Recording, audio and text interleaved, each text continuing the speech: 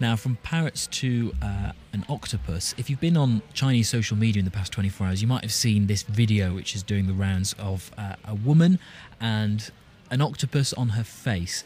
The BBC's Kari Allen watched the video with me and explained all. If we click play here, can you describe to me what is going on here? So this is a very weird video that's been going all around Chinese social media, and it shows a woman with an octopus that's got stuck on her face, and she's screaming, "It hurts! It hurts! It really blinking hurts!" and she's gradually just pulling it off. It's drawn blood. I mean, it looks like it's almost about to rip her skin off. So it's a very striking video.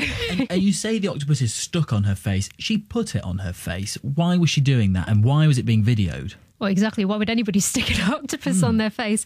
I mean, Chinese media are being very careful about the way that they're reporting on this. They don't want people to see this and to copy it. So a lot of the reports I'm seeing, they're not naming her. They're blurring out the social media platform that this video originally was on.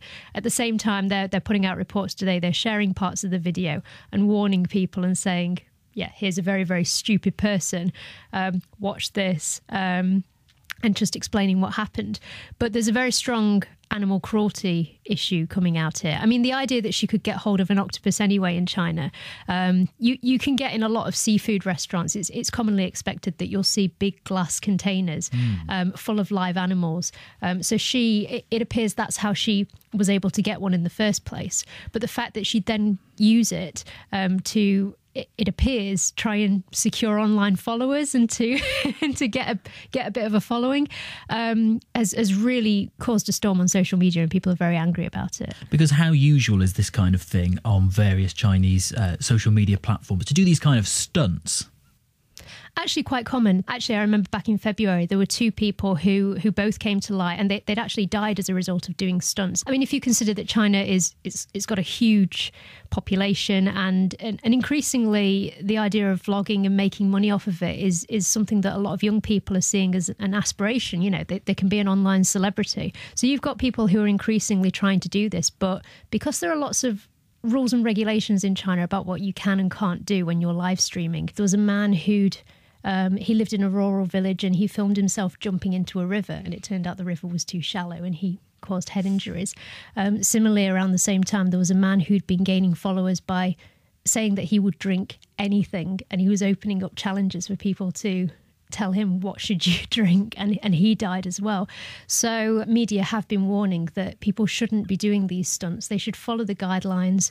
They should do what a lot of Chinese social media bloggers do and sing karaoke tunes in their room and be very respectful and just a bit cute, really. And so in terms of this octopus lady, has it worked for her? Has she achieved her aim?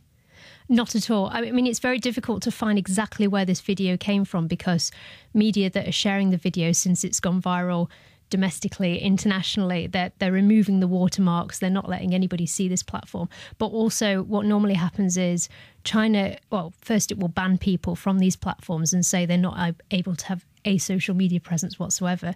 And because they're shamed so publicly, no other social media platform will allow them to bounce back.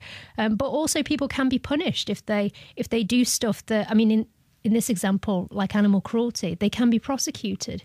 We've known cases in the past of people who've seemingly mocked the Chinese national anthem, and they've actually spent time in prison for it for a few days. And so is that making this kind of thing less and less common, or are people going to more and more extreme lengths?